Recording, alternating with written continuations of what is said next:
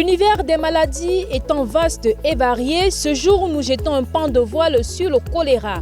C'est une affection qui, en un laps de temps, peut entraîner la mort du malade. Si elle n'est pas traitée à temps, elle se transforme rapidement en une épidémie. Certainement, vous avez déjà entendu parler de cette maladie. Selon vous, qu'est-ce que c'est ?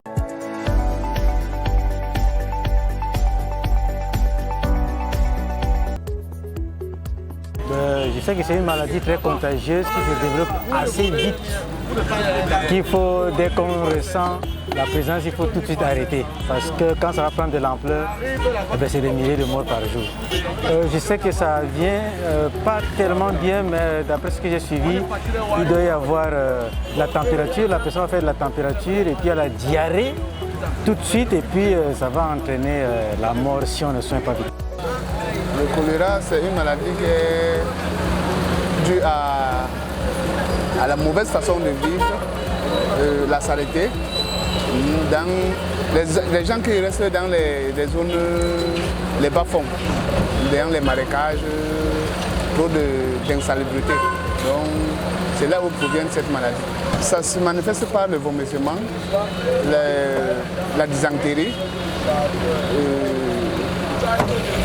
trop de paresse. Bon, le choléra, la définition du choléra, c'est par rapport à l'eau qui a des microbes. Oui, bon, je sais pas, le choléra, un peu, c'est par rapport à l'eau qu'on nous vend partout là, qui ne sont pas bien soignés, oui, bien entretenus quoi. Parce que, évidemment, comme peut-être le mal de ventre, les microbes, oui, c'est un peu ça. C'est une maladie très dangereuse parce que ça tue des milliers de personnes. Il y a la diarrhée, il y a les vomissements. Les gens maigrissent aussi par rapport à cette maladie.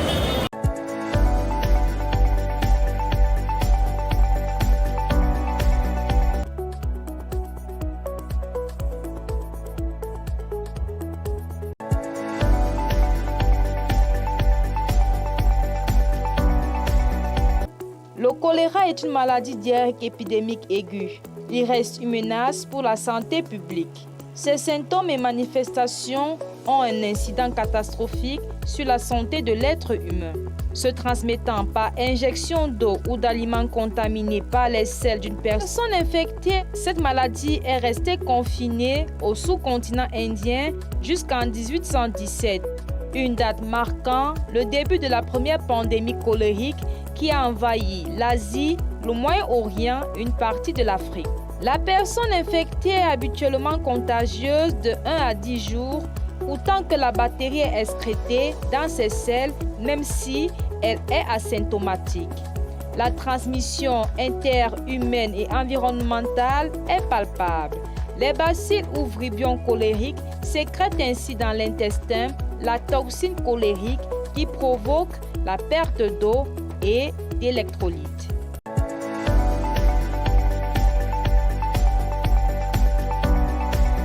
L'hygiène est au centre des raisons liées à ce mal. Pour nous aider à comprendre les contours de cette maladie bactérienne, voyons cela avec notre expert.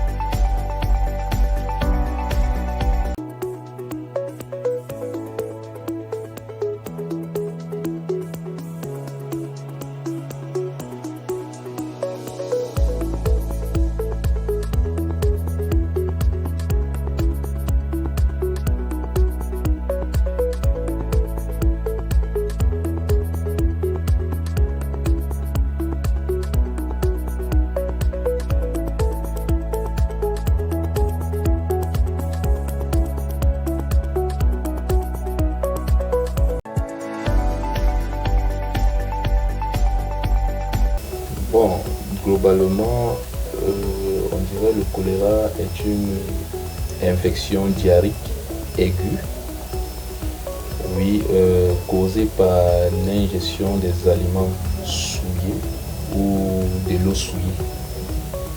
Effectivement, souillée par le Vibrio cholera, qui est une bacille. bacille qui est à l'origine de l'infection.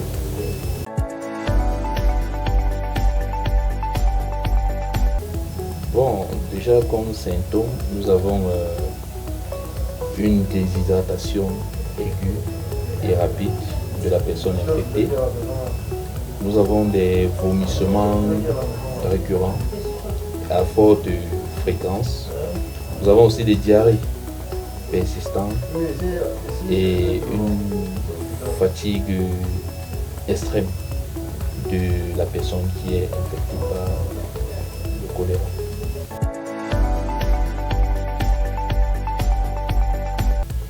Bon, là, déjà, ça va dépendre.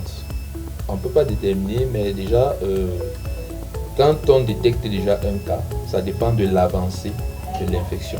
Parce qu'il y a des cas que vous vous rendez compte, si on n'intervient pas rapidement, il peut se déshydrater dans les 2 ou 3 heures qui suivent jusqu'à succomber. Donc vous voyez que ça dépend. Donc il y a des cas que dès le début, on peut déjà lutter contre la déshydratation, c'est-à-dire on essaye de réhydrater rapidement le cas. Donc c'est une échelle peut-être d'une heure ou 30 minutes par jour de réhydratation intense. D'ici le deuxième jour, le 3e jour, c'est passé.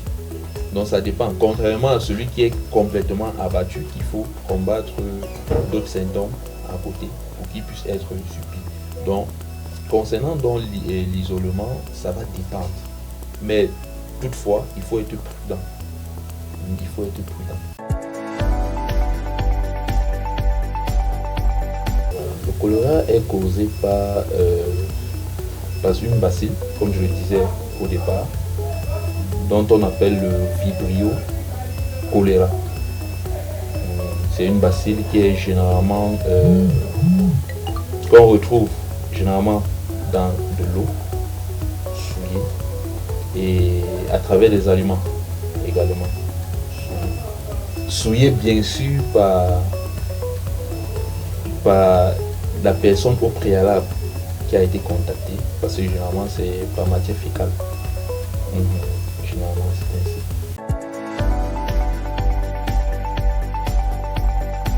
Évidemment, comme vous l'avez dit tantôt, il y a l'hygiène qui est au cœur même de l'infection.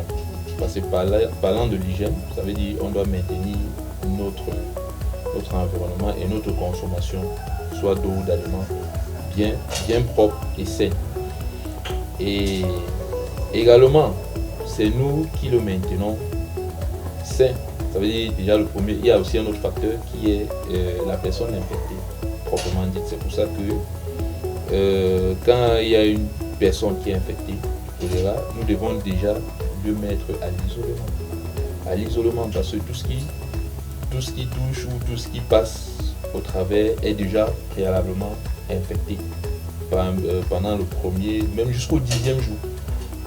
Même s'il est asymptomatique, c'est-à-dire il peut être porteur même de la bacille et qui ne présente pas les symptômes. Déjà là, sa matière fécale est infectée. Déjà. Donc, c'est à peu près ça. Pour être sincère avec vous, c'est que parler des complications, parce que quand on dit complications, ça veut dire dès le contact avec la bacille, on va essayer de voir pour regarder, voir si après il y aura complications. Non. Je pense que même déjà dès le premier contact avec la bacille, c'est déjà une complication.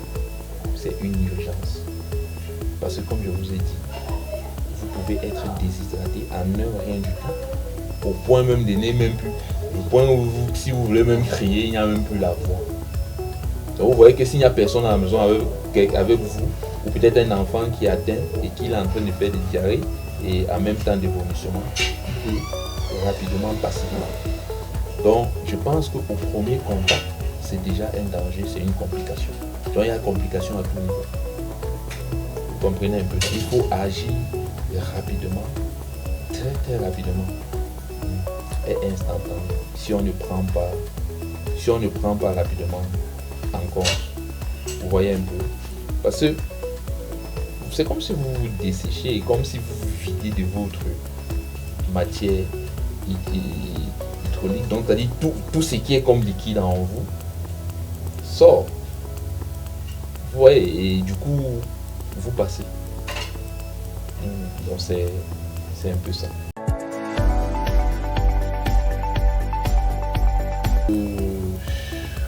Comme premier secours, les premiers soins déjà, nos mamans, nous avons déjà les sels de réhydratation orale. C'est-à-dire qu'il faut donner beaucoup. Parfois, si on n'a pas accès peut-être à un sachet de sel de réhydratation orale, qui se vend généralement partout, on peut prendre un peu de sel, on met dans de l'eau propre, on fait avaler l'enfant et surtout essayer de combattre un peu de diarrhée tout en lui mettant peut-être des Borgalènes, des médicaments pour les diarrhées et autres.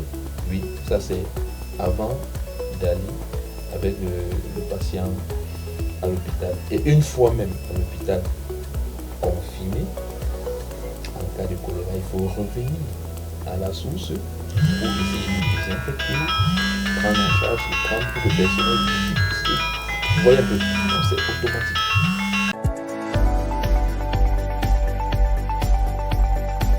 Déjà, vous devez savoir que le choléra, c'est une infection à une échelle très importante. On dirait que c'est une pandémie. C'est-à-dire quand ça arrive, ça ravage. Donc déjà, quand il y a une certaine alerte, on met juste en avant les premiers symptômes. Les premiers symptômes, c'est-à-dire ici déjà, on reçoit des patients qu'à première vue, il y a déjà une déshydratation visuelle et une diarrhée persistante. Ce sont des symptômes déjà, quand on retire, ce sont des gens suspects déjà. Vous voyez un peu, donc ça ne s'ignore pas. Cette contamination ne s'ignore pas.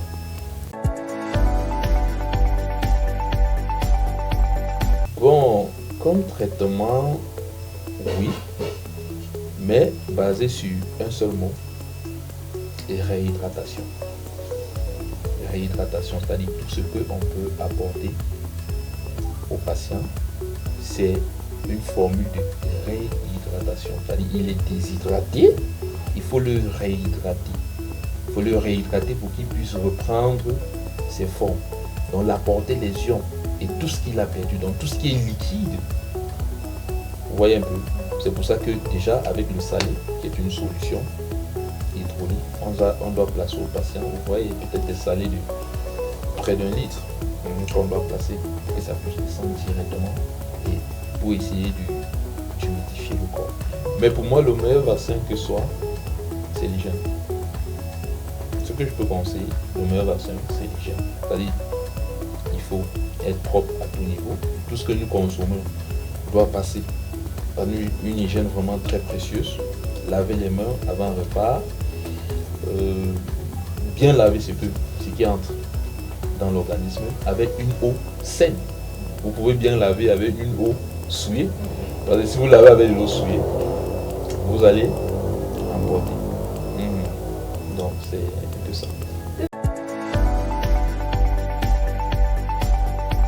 Il faut sensibiliser. Il faut sensibiliser. Il faut utiliser du matériel de sensibilisation, déjà de la population. Parce que c'est même ça l'arme. C'est ça l'arme. Il faut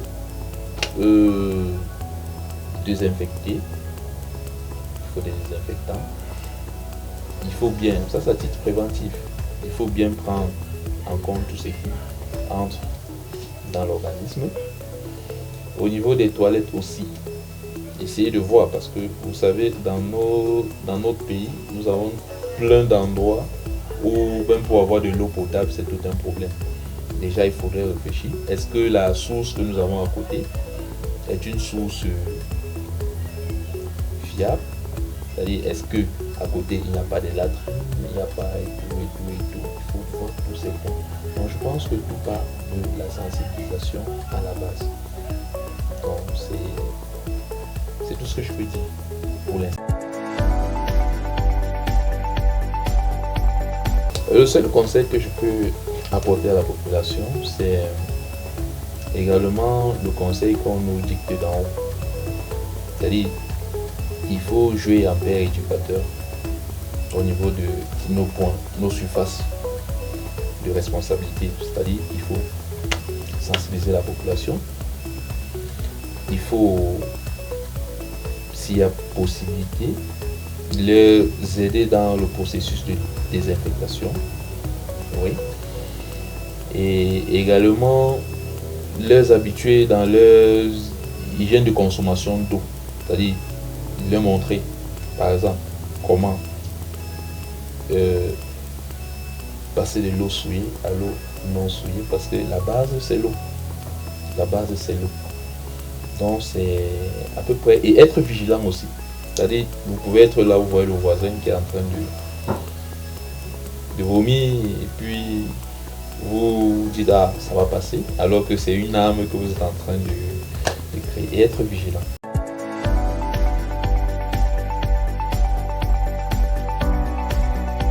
Strictement humaine due à des bactéries appartenant à l'espèce Vibrio cholerae, le choléra est une maladie épidémique répandue sur toute la planète. L'Organisation mondiale de la santé estime à près de 3 millions le nombre de décès dus à cette affection chaque année dans le monde.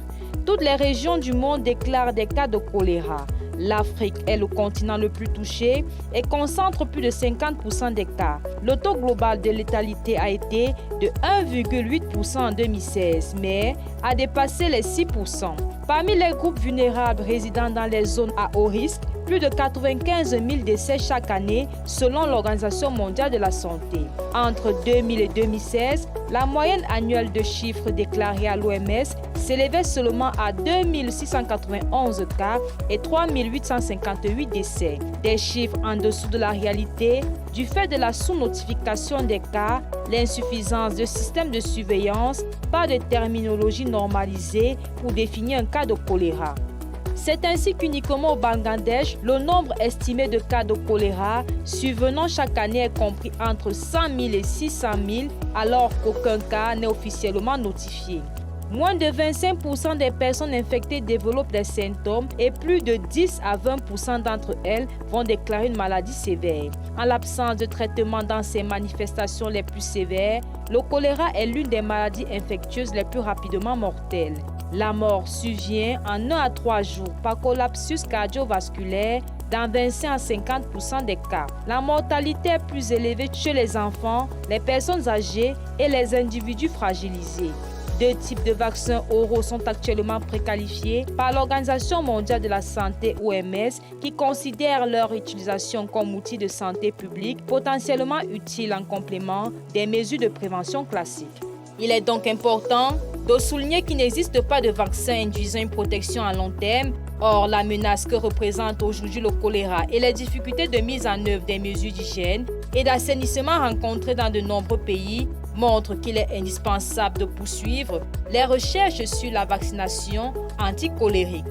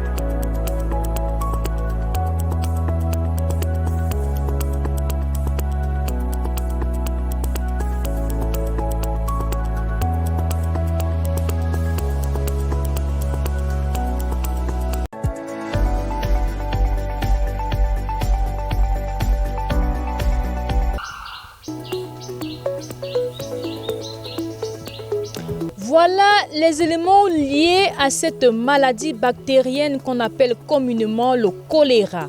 Nous retrouvons-nous la semaine prochaine pour un autre numéro de Famille et Santé. D'ici à là, une hygiène appropriée reste de mise.